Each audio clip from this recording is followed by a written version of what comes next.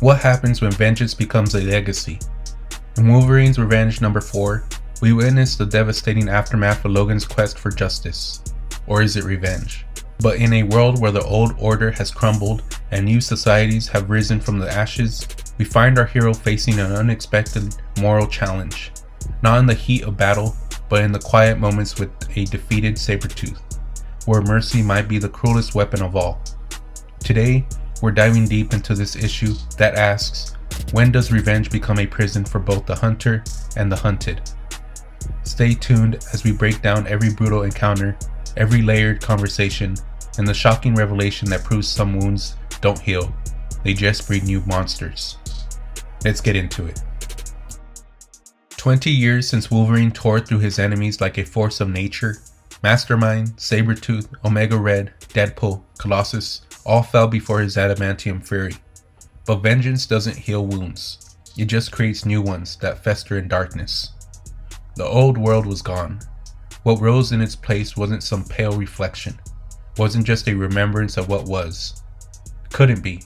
People might be resilient, but societies, they're fragile things. This isn't the world you remember. This isn't the Wolverine you know. This is a man who's seen everything he knew turn to ash, and built something new from the embers. Across the sun-scorched desert, a lone figure approaches on horseback. His silhouette cuts against the horizon like a jagged knife. Logan, the Wolverine, older but no less dangerous. The settlement before him, Light's Shadow, stands as a testament to survival in this new frontier world. It's where rangers, ranchers, thieves, and explorers mingle in uneasy peace. Easy, he whispers to his horse, weathered hand patting its neck. Won't be long. Don't trust anyone I wouldn't. The saloon doors swing open, and conversation momentarily dies, then erupts in welcome. These people know him. They respect him. Someone slides a beer his way without hesitation. Wolverine says, "Thanks for the beer." "Where's he at?" "Upstairs," the bartender nods. But Logan isn't alone.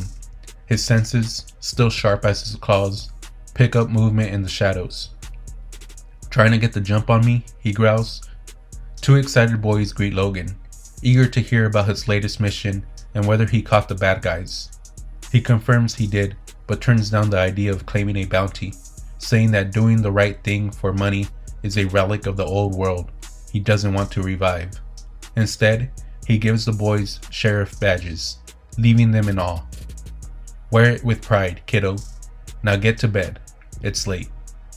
On the rooftop, silhouetted against the stars that seem brighter in this broken world, Logan finds Forge, gazing out over the town they've helped build.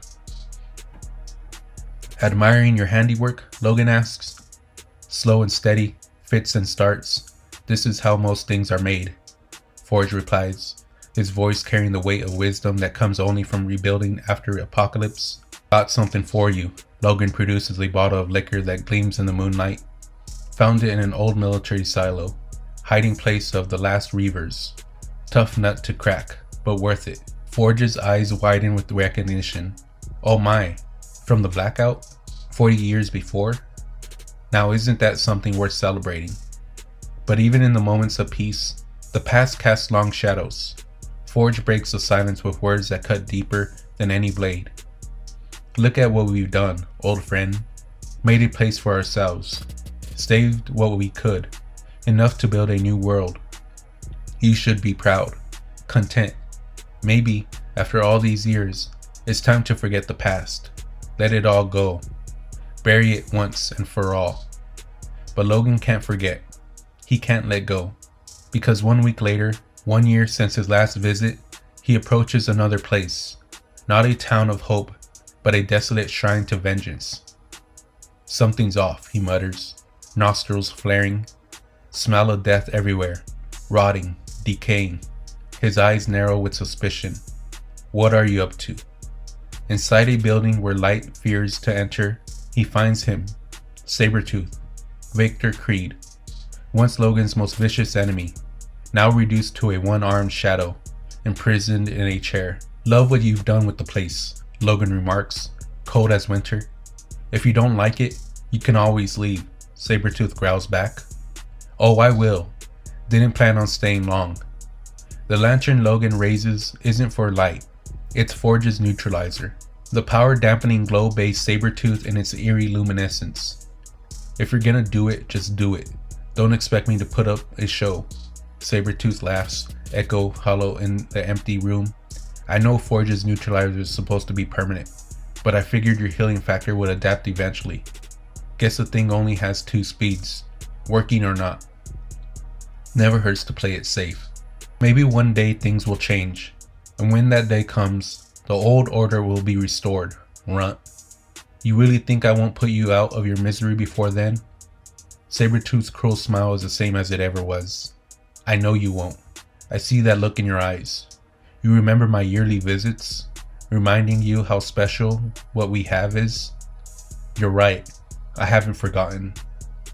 Wow, then I guess it's time for you to start cutting more pieces off me. Not today, Logan mutters. Sabertooth lunges forward, rage burning in his eyes like hellfire. Don't go soft on me. You've cut too deep for too long to think this ride just stops. There's no forgiveness on this path we're on. You think forgiveness is a thing that'll ever exist between us, Creed? Logan's voice cuts like a blade. I killed the others because they had it coming. That was revenge, yeah, but it was also justice. This is something else entirely. Yeah, what's that? History. Sabertooth's fingers dig into his chair. One day, I'm getting out of this chair, and when I do, I'm gonna get you. It ain't happening, Creed. Not now, not ever. Then what are you waiting for? Get on with it. Do it already.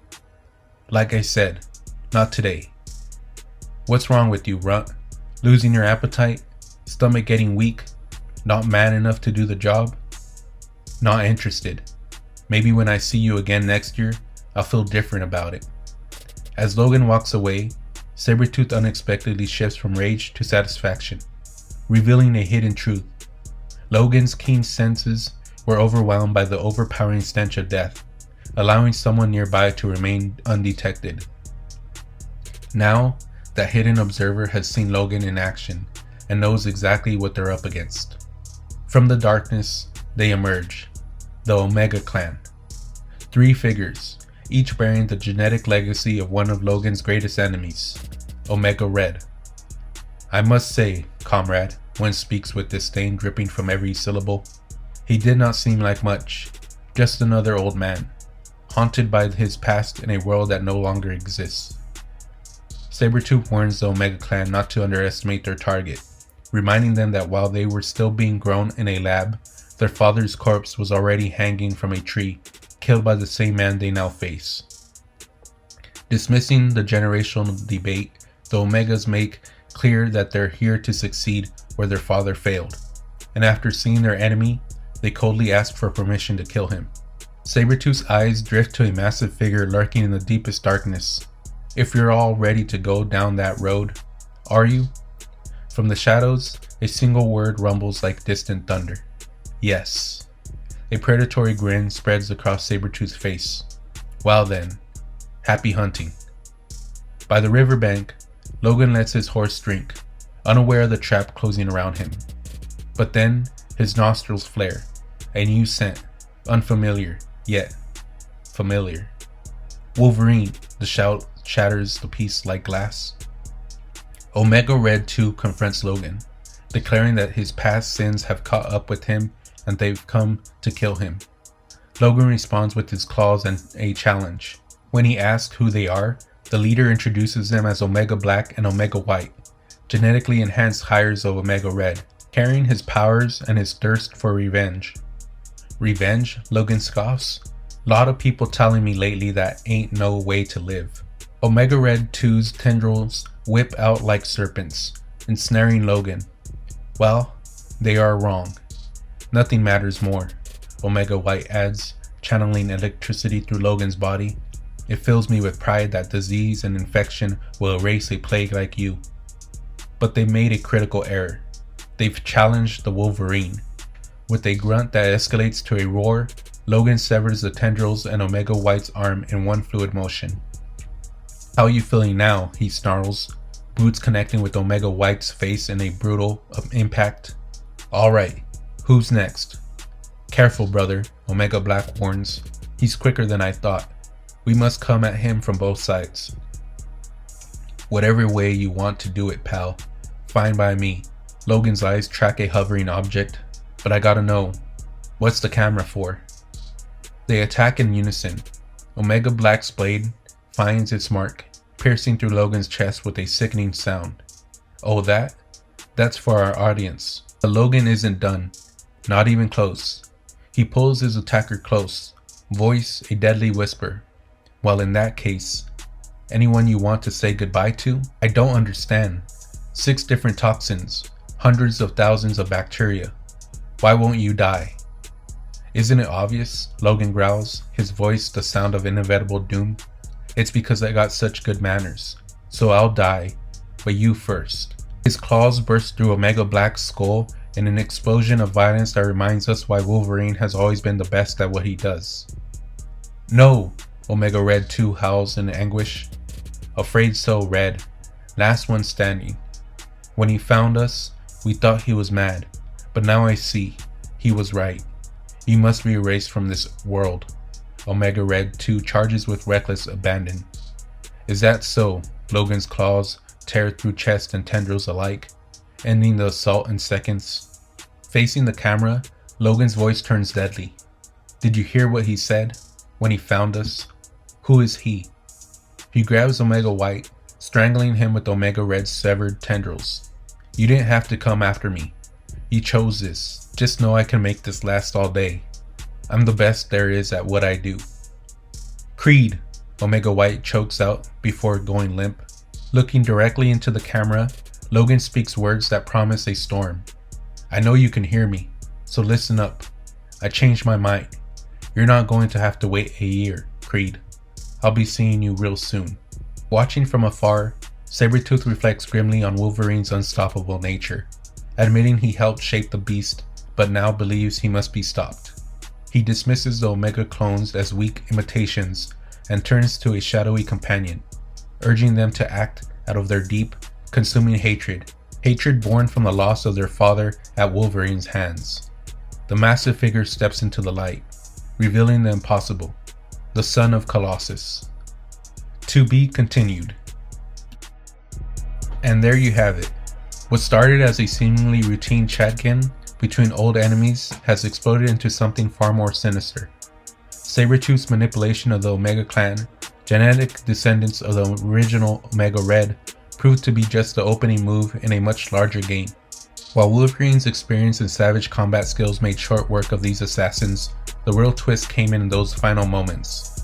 The hovering camera revealed this wasn't just about revenge. It was about performance, about sending a message. But to whom? Well, now we know. The son of Colossus waits in the wings, another legacy of Logan's past seeking retribution. Sabertooth, ever the puppet master, has found the perfect weapon, someone whose hatred for Wolverine burns just as hot as his own. Issue number 5 promises to be explosive, as we're about to witness a collision between the sins of the past and the vengeance of the next generation. Will Logan's code of honor hold when he faces the child of a former friend? Or will this be the fight that finally proves too personal? If you enjoyed this breakdown, don't forget to like, subscribe, and hit that notification bell. Drop your theories about Colossus' son in the comments below. Thank you for watching, and until next time. Later.